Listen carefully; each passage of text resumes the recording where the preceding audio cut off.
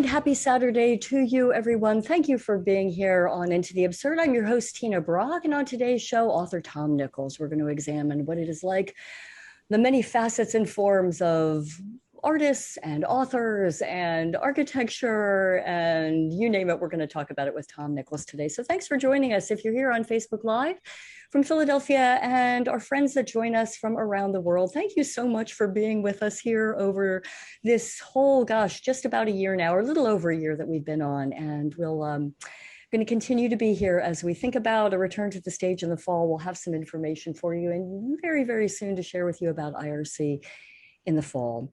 On today's show, Thom Nickels. Thom is an author, and we're going to talk very extensively in this 50 minutes about his books. I'm particularly interested in From Mother Divine to the Corner Swami, Religious Cults in Philadelphia, and a History of Poetry in Prose in the City of Brotherly Love. But let's get Thom Nickels to the dinner table and begin this conversation.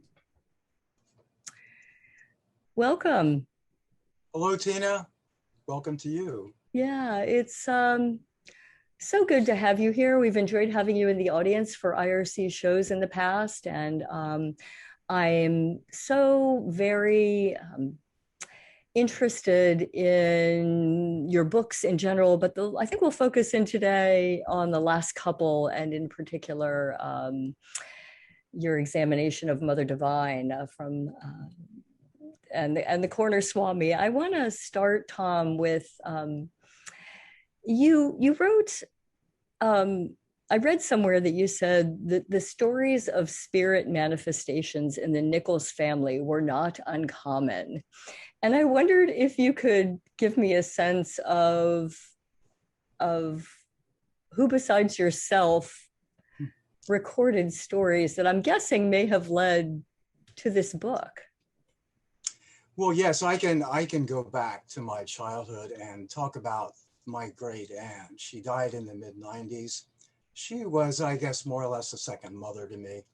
But we were very, very close. And she had a brother. She lived through the 1918 flu epidemic, by the way.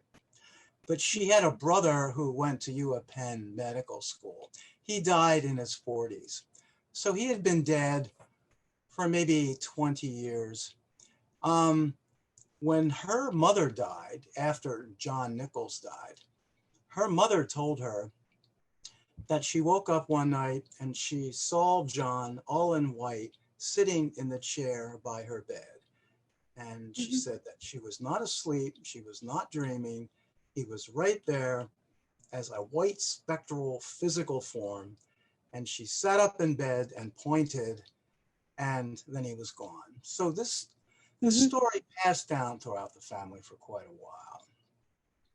And it sounds as though, in reading a little bit about growing up, your mother was she actually a performer, or was that something that she aspired to do? My mother came from the Muldoon Kelly clan in Tyrone County, Northern Ireland. She should have been an actor. I think she missed her calling. She was certainly dramatic at home. She was in several plays at, I believe, in that theater company out in Malvern. The name escapes me now. But I used to see her periodically. People's Light. Yes. People's Light and Theater. Mm-hmm. Yes, that's it. People's Light and Theater Company. And she just loved that. And she loved dressing up. Used to like to watch her put her makeup on. And she was quite a character. When Linda Lovelace was in town, I believe I wrote a column about this. This was in the 70s. My cousin, who used to be the road manager for several Hollywood people, pretty much was the manager for this Linda Lovelace play. And he invited his parents and my parents. I was away in Boston, but they all went to the Forest Theater to see Linda Lovelace. And of course, he got them backstage passes, and they were all very, very excited. Now, my mother came from a very strict Irish Catholic family, where growing up, it wasn't unusual to say the rosary every night. And so to see this transformation, this fun theater transformation in her, because my cousin told me that she was absolutely over the moon at the idea of meeting Linda Lovelace backstage. And she was all over Linda, like, oh, you're an actress and this is your coffee cup. And this is where you put your wigs and look at your makeup. And it was just, I suppose I was like a 9-year-old child who was just enthralled. Yeah, in awe. Well, I guess we should explain, or do we need to clarify who Linda Lovelace was? Well, maybe for some of the audience we do, but she was the infamous, I should say, or depending on your point of view, she was in a film called Deep Throat, which of course was used around about the time of the Nixon Watergate scandal. But it was, about a woman who could not experience pleasure the normal way, but her pleasure box, as it were, was in her throat. And so therefore one had to plunge deeply. And so Deep Throat, this was the whole concept around that. I believe her co-star was Harry Reams, Reems. Yeah. Yes. I read that because you wrote it. So that's my story. I'm sticking to it, Thom. So actually, go ahead. Yeah. Well, then, I don't want to go on forever about it. Well, did it surprise you about that your mother would be like that excited about it? It did, but it didn't, because she always had a fascination with the forbidden. While she wouldn't do it herself, it was like looking at a forbidden fruit behind a display glass. And it was like, oh, Lord, this is a whole other world. And so she enjoyed it that way. I could easily imagine her being very, very excited that night, going to the Forest Theater and oh my gosh, yeah. And particularly, didn't I read that she was quite good? Was it your experience of seeing your mother? I'm talking about her work out at People's Light. You saw her in a show, and do I have it right that you commented that she was not just good, she was really good? I was completely mesmerized because, somebody who you've grown up with, as it were, your own mother, you're used to seeing her make liverwurst sandwiches roasts on Sunday, and do the rosary and with the rosary on Sunday, and to see her walking in a big Victorian hat. I forget what the play was, unfortunately, but it was so mesmerizing. And I believe she played a chorus girl or a call girl in the French sense. And she was so, so good. And was your home strict? Did you feel like you grew up in a pretty restrictive household? It was. I was the eldest of 6. So I received the strictest teaching moments of them all. And so I was the experiment. So my experience was, I couldn't even talk to them about the facts of life. I remember one day, my mother and father got an inkling that I knew too much. And they said, well, who told you these facts? I was in grammar school. And I had to say, it was the boy who flunked 5 times. He's like 15, but he's in 8th grade. And he was the area hooligan guy. But he got all the facts wrong, of course. Later, my mother told me that he told you that the way children are conceived is through the ear canal. so that this is really, and at that point, my mother was laughing hysterically. So she had grown or changed from that very strict, outraged stance that she used to have. Maybe was this before or after Linda Lovelace? Maybe. No, this was way before Linda. Way before. Okay, so it was already in the works. By the time they got to my youngest sister, she could do anything. But not the eldest. We had the hardest time. Yeah. My oldest brother had the hardest time of it too. So I was in the middle, so I can. I can sympathize for him, for you, to you, through him, for you. In writing From Mother Divine to the Corner Swami, you write about being in Boston. I guess it was when you were going to school up there, or in your later teens, and how you. I hope I'm getting the story right. You went to a psychic, and or some spiritual advisor who told you needed a karmic cleansing. And was that your first experience with psychics? With psychics? Yeah. Actually, it was when I was in college in Baltimore. Baltimore, right? Yes. Sorry. With two law students, I was like 18. They were like in their 20s, and so I went to East Baltimore Street one night because it was really funky then. You know, they hadn't cleaned it up a la Times Square. And so you saw all sorts of things on East Baltimore Street. It was a real John Waters film in the flesh. So I saw this palm reader, and, you know, she looked old and ancient and wise. And I thought, you know, $5, get your palm read, why not? And she told me that I needed a karmic cleansing. And so she told me to throw a coin into the river. So I went down to the Baltimore Harbor. This was before it was redeveloped. So it looked very, very gloomy in the style of A.E. Poe. And I threw coins in it like it was the Trevi Fountain. And then after that, I was told that I had to find another place to live. So that was the karmic cleansing. I did get a karmic cleansing, so I had to find a new place to live. So did you connect the two things? I mean, I guess so, because you're describing it. Did you feel like that was her advice come to life? I didn't see it as a karmic cleansing. I saw it as a pure annoyance and hassle, as they said. But it kind of taught me that there are many frauds in the world of the paranormal. So I learned that early on. To find true talent is a very, very rare thing because there's so much abuse. That was the big lesson for me there. It just making me think of an episode of, I think it was SVU the other night, where Martin Short was playing this like clairvoyant, you know, like, and all the many tricks and you know, based on a true incident in New York City, and based on all the many sort of reading of people and reading of things. So I'm interested in, was that, well, let me back up. When you went to write From Mother Divine to the Corner Swami, was it part of your research that found you in the hands of a hypnotist? Well, that was actually a column that I wrote for the Welcomat, and I had reformatted it for the book. Because the book, as you know, is about various religious cults.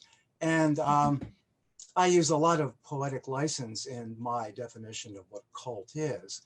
But that particular episode, she was a former Roman Catholic nun. She had written a book about her psychic experiences in the convent and how she became a medium. So her specialty was past life hypnotic regression. So she said, I will do you if you do a column one. So I thought, what do I have to lose? I'm impossible to be hypnotized. That's what I found out. She could not hypnotize me, really. She just made me feel relaxed. And what I discovered was that I was just tapping into facets of my imagination.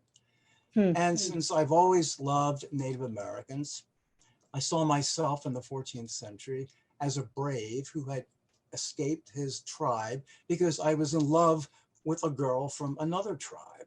So it was very, very, it was the stuff of fiction. So what do you think the difference would be, Thom? Like if you, I mean, do you believe that people can be hypnotized based on your experience? Do you think that that's possible and you're just not susceptible? I mean, you're just not. You know, maybe some people can, but I'm a very, very hard person, I think, to be hypnotized. It would take a lot to do it to me. Did she think she had you hypnotized?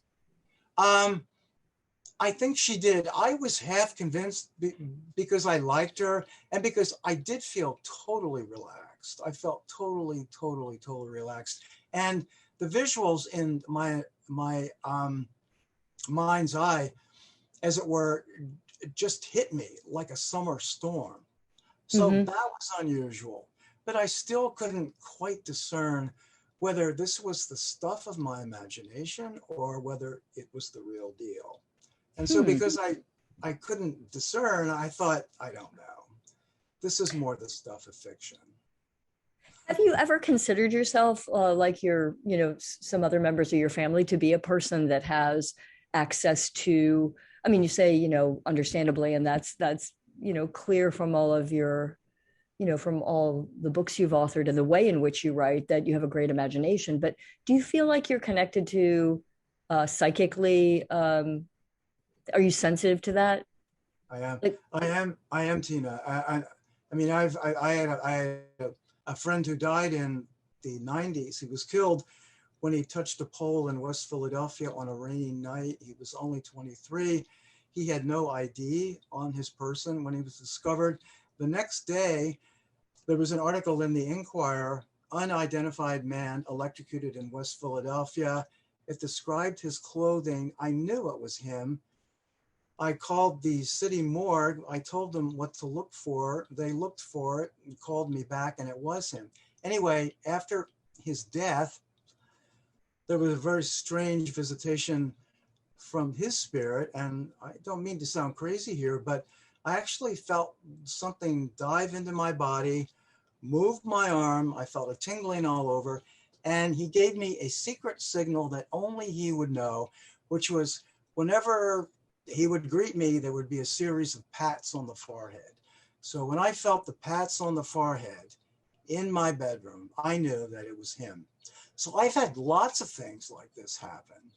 So I'm kind of used to it by now. mm-hmm.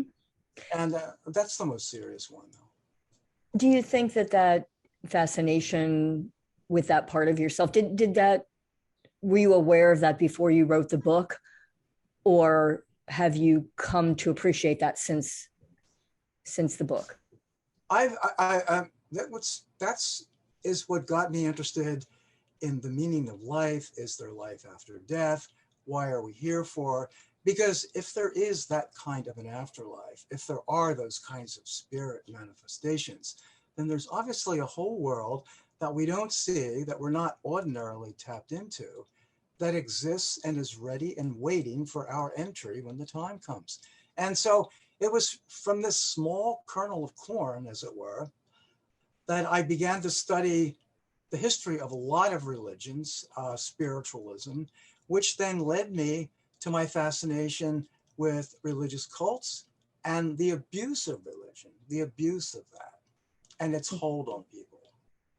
Mm-hmm. You know. In one of the interviews, I read that, so you went to interview Mother Divine, correct? But then you weren't, when you called for the follow-up interview, that wasn't allowed. They wouldn't let you back in. That's true. Mother Divine liked me, and she liked the artist friend that I was invited to sort of have lunch with her. And we had a private audience with her in Father Divine's old office. At that point, Mother Divine was beginning to experience the first stages of dementia, or perhaps they were the middle stages. And the rosebuds around her, or the central guard within the Woodmont mansion, sort of watched her every step. And I knew nothing. I mean, I didn't know what her personal life was like then. I thought she was queen of the palace, as it were, because when I first met her, she walked down a grand staircase in this big white gown, and it reminded me of Sunset Boulevard, or Buckingham Palace. It had those trappings. But then, as we left, I began to notice that these rosebuds kind of centered in on her and just took control of her. And I knew that there was something foul afoot. And when we called for our follow-up visit, we were told that we were not invited. And I'm sure that that was not Mother Divine's decision. People were making decisions for her at that point, because we were solid gold guests. I mean, we followed all the rules. We did nothing to offend anyone. Mm-hmm. I Yeah. think somebody there was afraid of what I may have seen and what I may then write about. I don't know. Right. Yeah. That makes Um, sense. Um, Explain or give us the version of the near seduction by Scientology. well, you take a 17, 18-year-old boy, as I was when I visited a family in Colorado. I'm friends with the father. He suggests this big road trip to like Las Vegas. He thinks I have a problem because I grew up Catholic. He was a nice atheist man, former detective story writer and everything. So he thought that I needed a cleansing too. You see, everybody thought that I needed this cleansing. So his answer was Scientology. You need an e-meter strapped to your wrist, so we can get the engrams out of you. You can relive certain experiences in your childhood, and by reliving them, when you're attached to this e-meter, you can then face them. So we went to a Scientologist out in the desert of Las Vegas. She was a very nice woman. She had a great house filled with desert memorabilia, Native American tapestries and everything.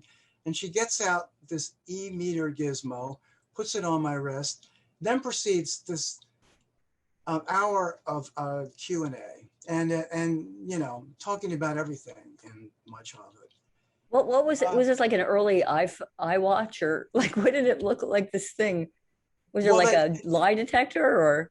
it didn't hurt. It was more Velcro on the wrist than anything, but only she could read the meter. I suppose it was much like a lie detector test. Huh. So she was like writing down these little graphs and, you know, writing down why the needle pointed here and not there. So afterwards, you know, she thanked me and she said, well, you know, you have a lot of work to do, but when you become clear, you can get back to us. So basically, it was Did you basically flunk? a harmless. No, there's no flunking, but she was able to gauge the intensity of the so-called negative experiences that I had in childhood. Huh. So, and you know, most of it was geared to the biases of my like wonderful detective story atheist friend who wanted to sort of get me out of the Catholic Church. Right. This was his big mission. So jumping back to her suggestion to you, which is like, get back to us once you've figured it all out. Isn't that like the point? That, Well, I mean, that's why flunked is not a nice word to use, but you know what I mean? Like, I'm confused about, was she saying, yes, you are a candidate and we can help you? well, there was no formal declaration. It was more of a little Scientology hors d'oeuvre so that then I could make my own decision. But the upshot of that was that I should write an autobiography of my life since infancy until the time when I was like 22. So that's what I did. That was my big project. And it was all because of this e-meter and this Scientology thing, was to sort of write everything that happened to me from infancy. So that book, I did that the entire time that I was in Boston, working alternate service as a conscientious objector during the Vietnam War. So from Baltimore, I went to Boston. And at nights, I would work on this autobiography because it was my big project. It was my big assignment. And of course, when I was finished the book, nobody was interested. By like that point, they had like moved on. And so the nice detective writer was like no longer interested in like reading it because he had like moved on mentally and creatively. So he didn't want to read it.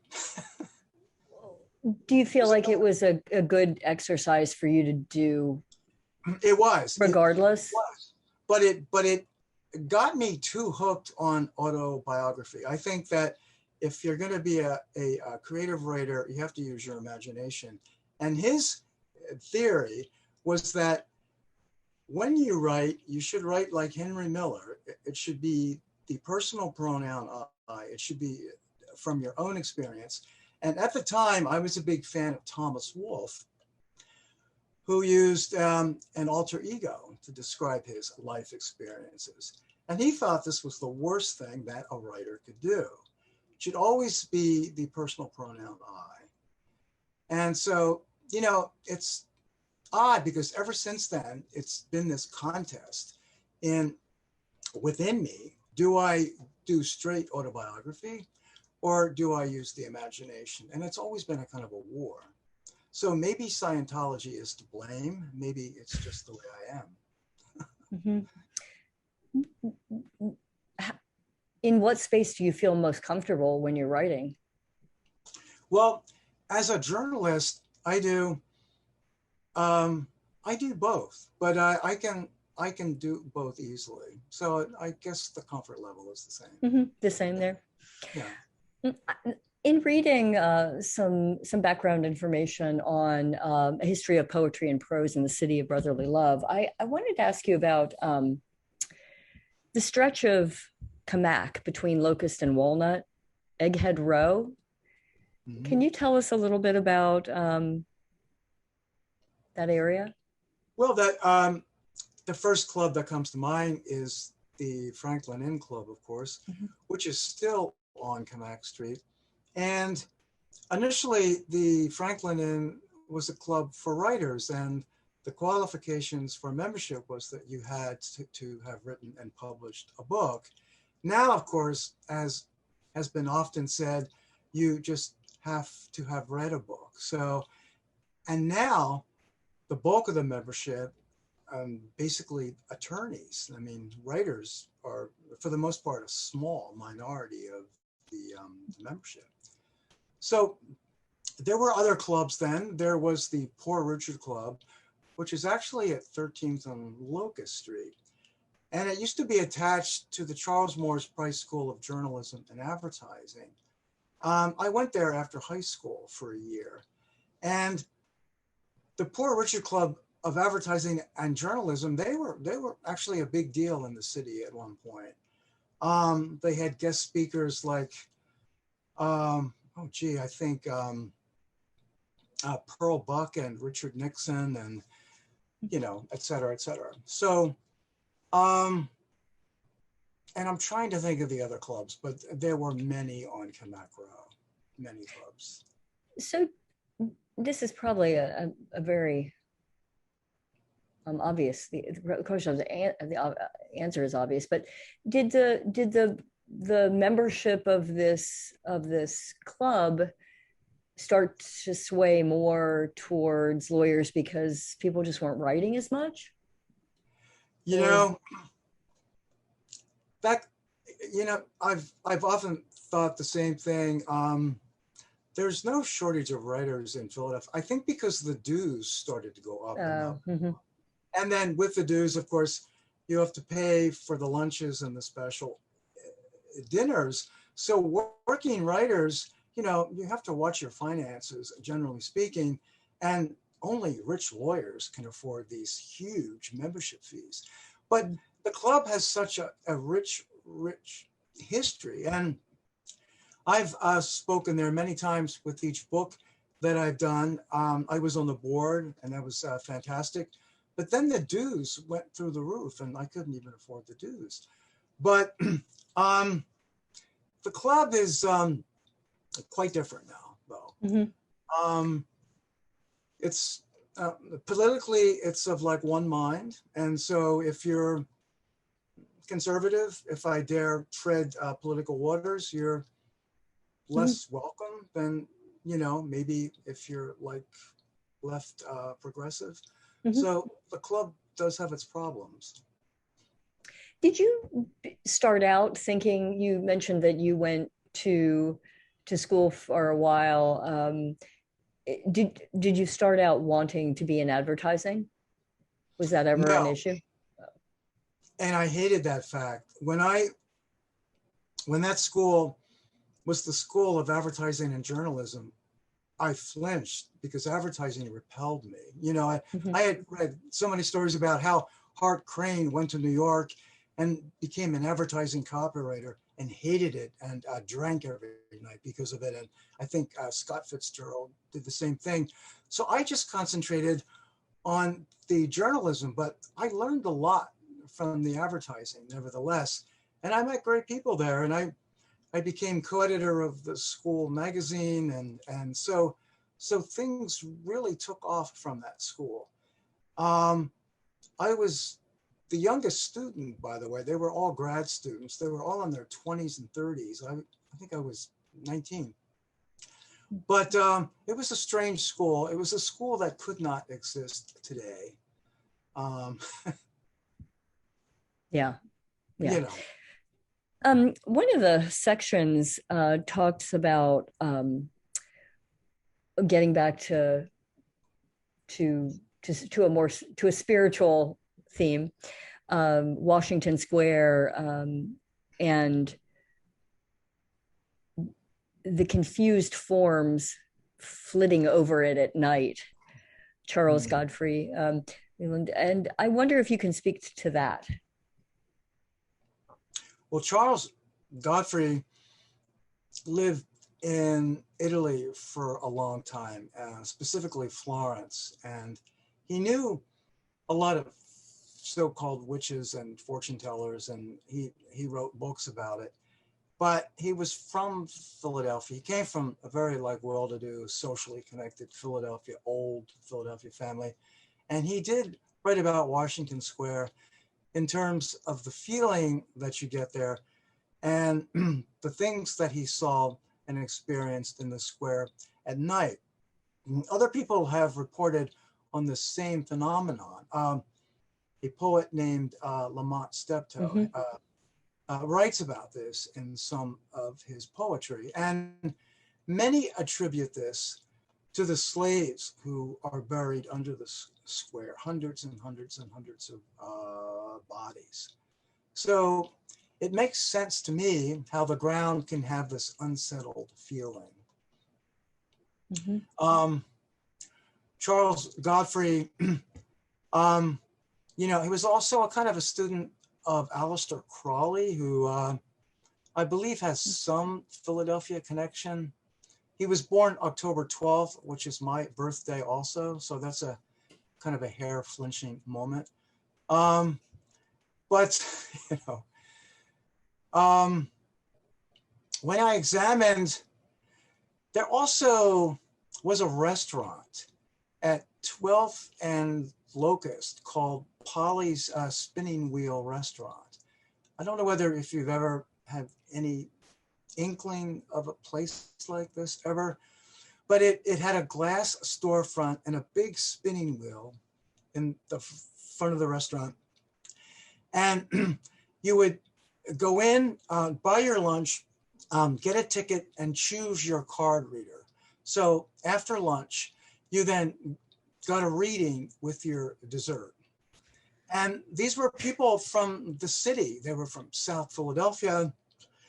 There were people who belonged to strange spiritualist churches. Some were tremendously talented, but it was a Philadelphia institution that existed for about 20 years. A lot of CEOs came to this place, a lot of center city secretaries. So a lot of upscale types getting their lunch, eating it fast, and then going to their favorite card reader in the back. It was a big city hit. When was this, Thom? This 50s? Was in the 70s. Oh, and gosh. Out the 80s.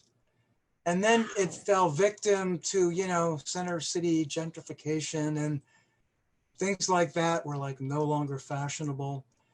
But I don't know. I could see something like that making a reincarnation.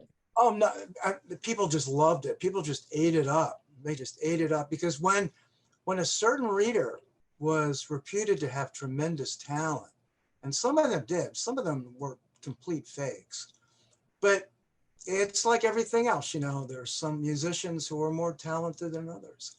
So that there would be a lot of demand for one reader.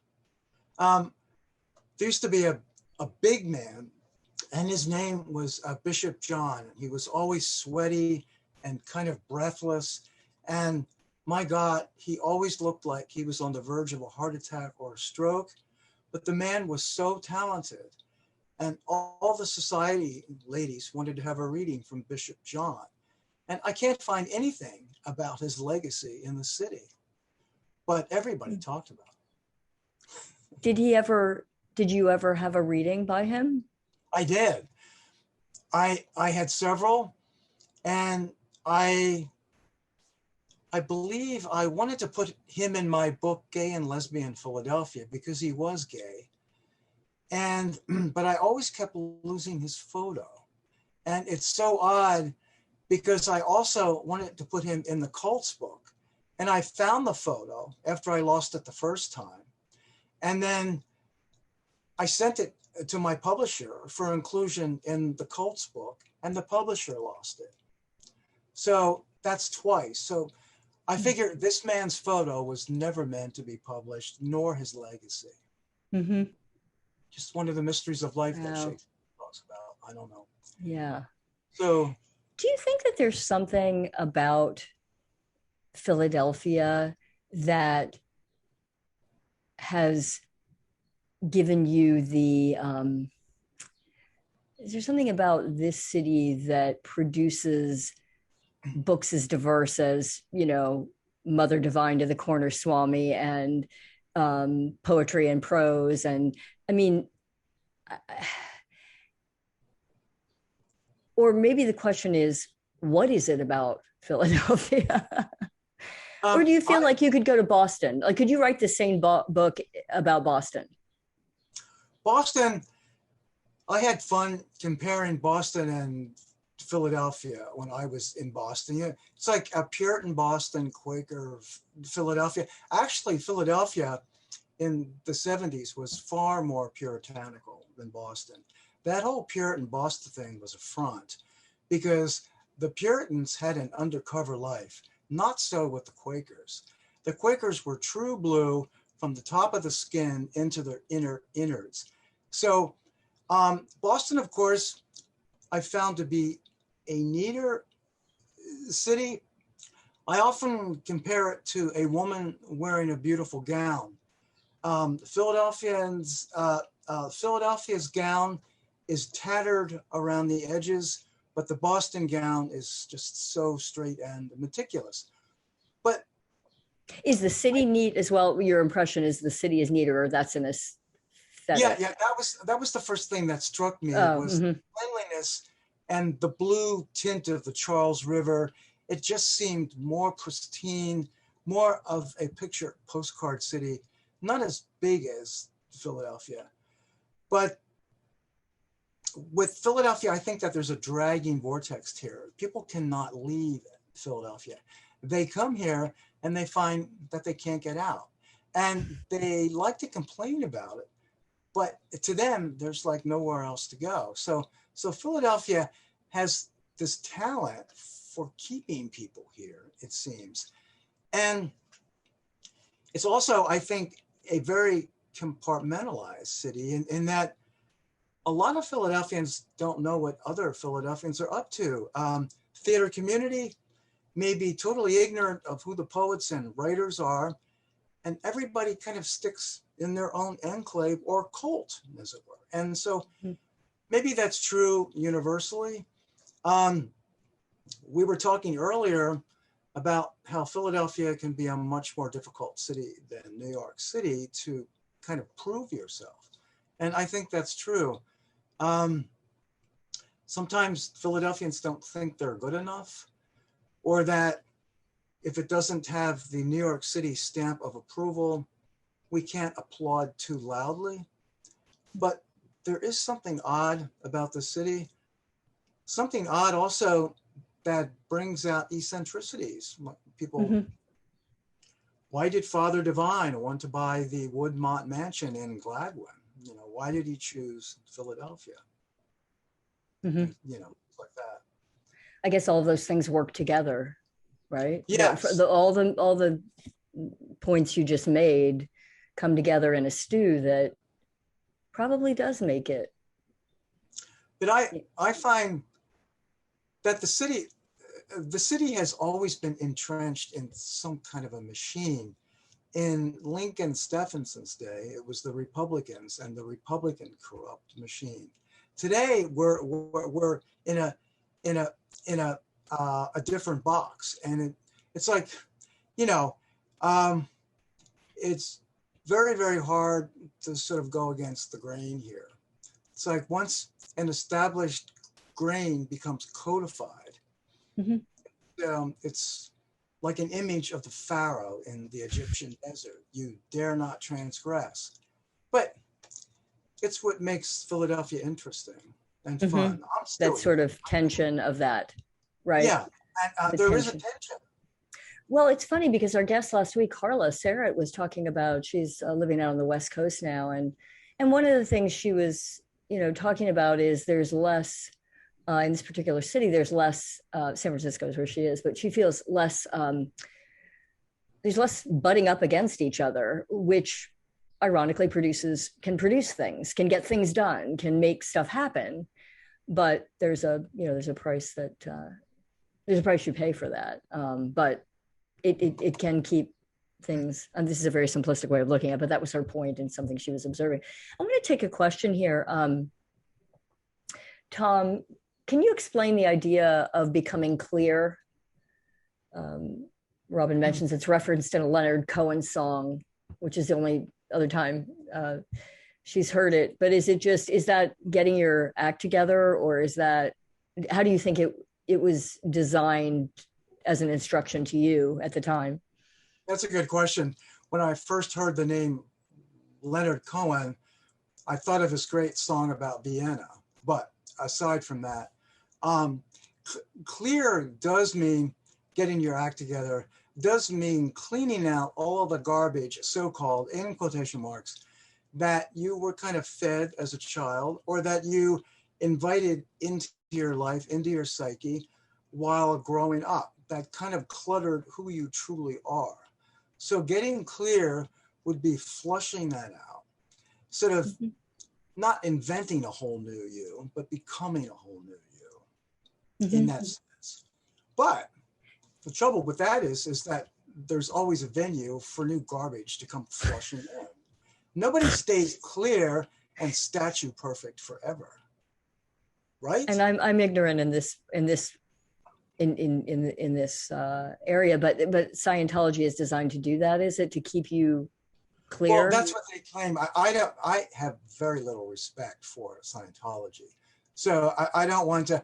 I'm not trying to pin that on you, but was the idea that that's the theory?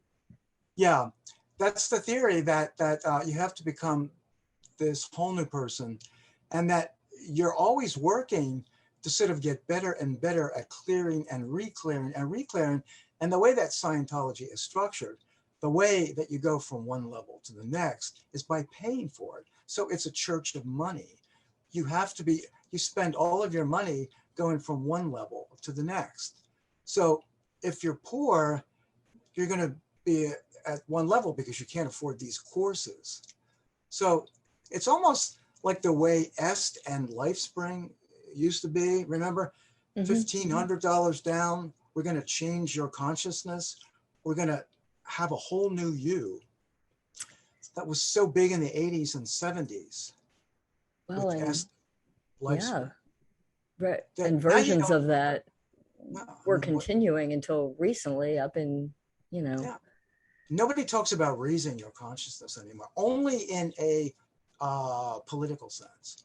But you never hear it in spiritual transcendental terms, Like, what does that mean to sort of raise your consciousness? Or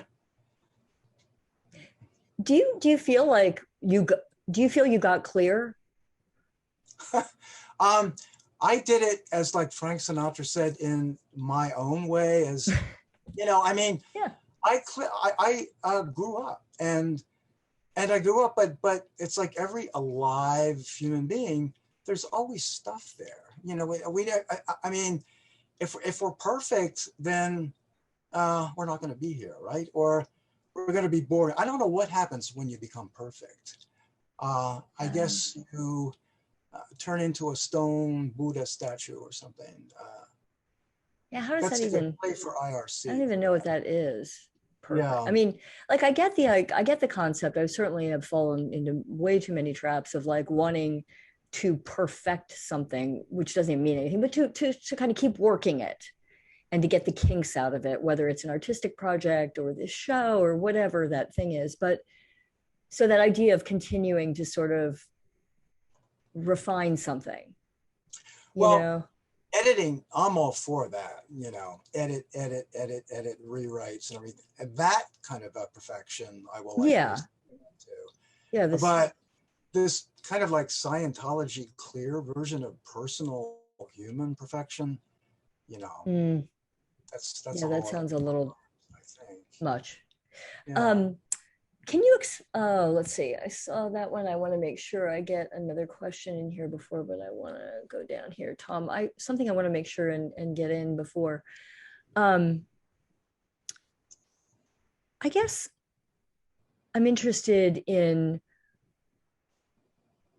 kind of, well, let me go back. Why do you think, or what is your understanding of why Philadelphia was known as Sin City back in the 18th century? I mean, I know there were some, Well, because at that point, there were brothels everywhere. I mean, you could invent your own brothel. And for the most part, Philadelphians left them alone as long as they weren't noisy. They hated loud stuff coming from houses, just as we hate ATVs now throughout Center City. But it was kind of known as a pretty wild libertine city where stuff was happening in the streets. I mean, it was all over the place, and there were just no holds. And I forget when that all changed, but it changed pretty radically and pretty drastically. And the change was like shade up and shade down. So I remember I heard a lecture at Germantown's Stenton Mansion. And she was a colonial dame. And she took out Exhibit A, which was a colonial condom. And it was tied at the top with a ribbon. And condoms then had different kinds of ribbons, depending on your rank in the military. So this was a very, very strange concept. And I was amazed that she had the chutzpah to bring it up before what I thought was a very staid audience. But people were fascinated with this information. Now, who else talks about a colonial condom? I mean, wow. That sounds fascinating, though. Well, I mean, trying to imagine what that scene was like, where I mean, where this was unfurled. I mean, you probably weren't expecting it, right?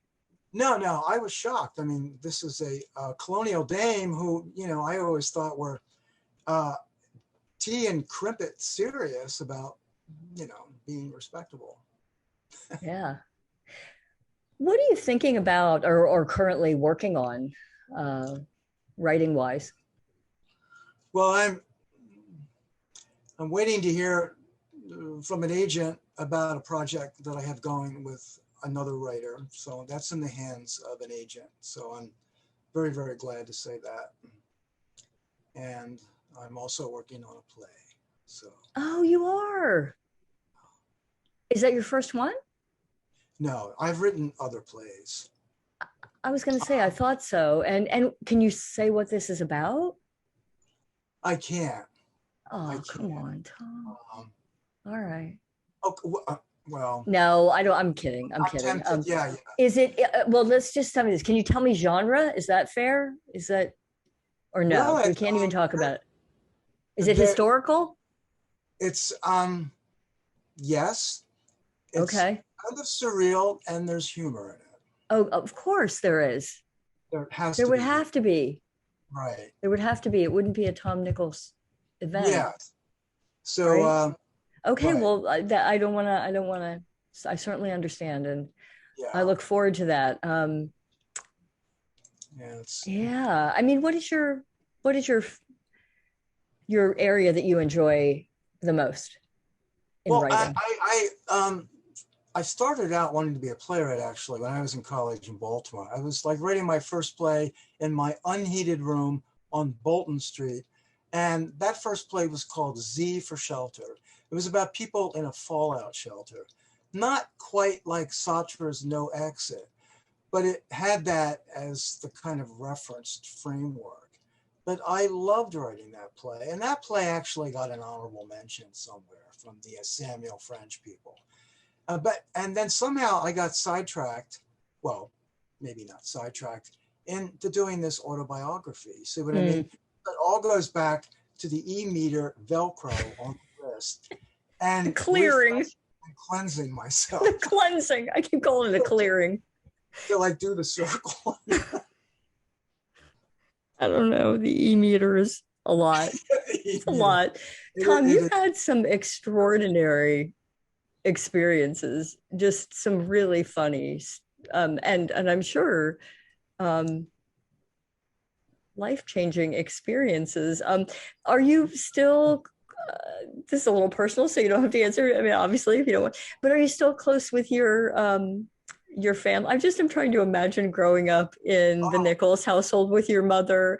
And I love the story of you trying to do your eyebrows. Like, what's the story about you doing your eyebrows and then going down to dinner and your mother was like, I think you need to take some off? Well, Tina, I always loved dark eyebrows. People with dark eyebrows, whether Me too.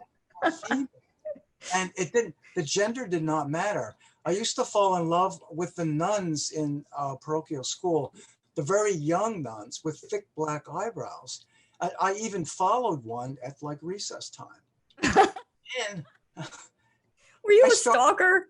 Yeah, well, I just was a stalker.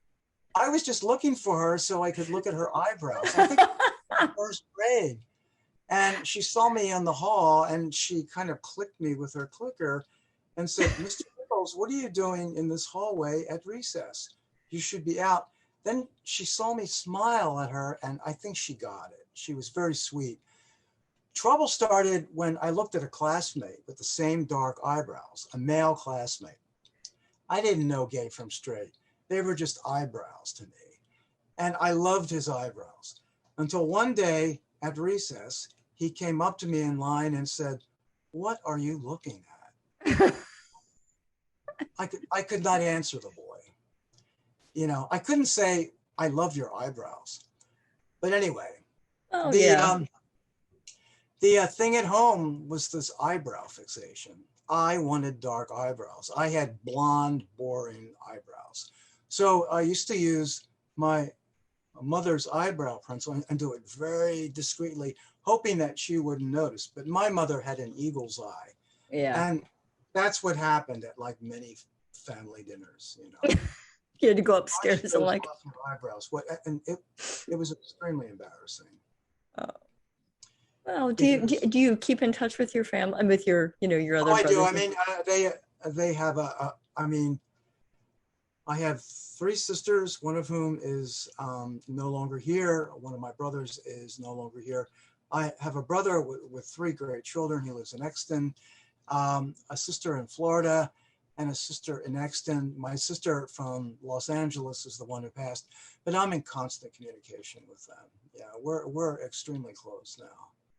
Yeah, I just have this picture of your family and your mother and holidays and things. There's always lots of laughter and a lot of stuff going down. They're very, very memorable gatherings. Yeah. Yeah. Well, I appreciate you, Thom Nickels, taking the time to give us a little bit more of a picture into your life and your works. And I've so enjoyed your stories and what has fed into your impetus to write these wonderful books and keeping Philadelphia, the people and the places that we wouldn't necessarily know, some that we certainly would, but I appreciate that. And I really look forward to your play and to your next book. Thank you, So. Tina. Thank you for this, and I look forward to the reopening of IRC. Oh, So that yeah, we can do those marvelous plays again. Yeah, it's time to get back in there and make some magic with the audience. And I just really appreciate, we have such a great audience that really appreciates just these writers and what they're trying to say about the world. And now post-pandemic, it just seems so interesting to think about. One of the plays that's on the table right now is Tennessee Williams' The Two Character play, which was formerly called Outcry, but it's just it's a brother and a sister, a very interesting play that he actually really felt like was one of his really good works. So it's on the table right now, and I look forward to seeing you in the audience again, Thom, and reading your play. Yeah, okay, I won't forget that. And I'm sorry that, but I did. No, I totally understand it. I don't co-author that I don't want to put you in a position at all. Yeah. So, but we look forward to it. Okay, thank you. All right, Tina. Take care. Take care. Okay. Thank you. And thanks to everybody for being here on this beautiful sunny day. I hope that you're just getting meals and reunited with your family and friends like we're all doing. It's such a great time to be doing all these things that we have been putting off. But yeah, let's talk about next week, which is the 12th, June the 12th, Saturday, June the 12th. We're going to be talking about Alexander Artway, who was a photographer living in New York City back in the 1930s. He has a wonderful story that his daughter has kept his photography alive. And she'll be on the show, Jeanette Artway Jimenez, and Katie Tackman, who is one of the folks who helps her to keep the Artway archives alive. It's just a wonderful story of his coming over from Russia and landing in Ellis Island in 1922. And the photography is just beautiful. Some of this photography is in the Philadelphia Museum of Art. So we will hear the story, talk about Jeanette's passion to keep her father's artwork alive, and I hope you'll be a part of that conversation next Saturday, June the 12th. And in the meantime, just have a great week ahead. We hope you'll share the Into the Absurd word with some friends, and you can catch past episodes over on the IRC's YouTube channel. So have a great week ahead. Be well, be safe, and we hope to see you at the table next week. Take care.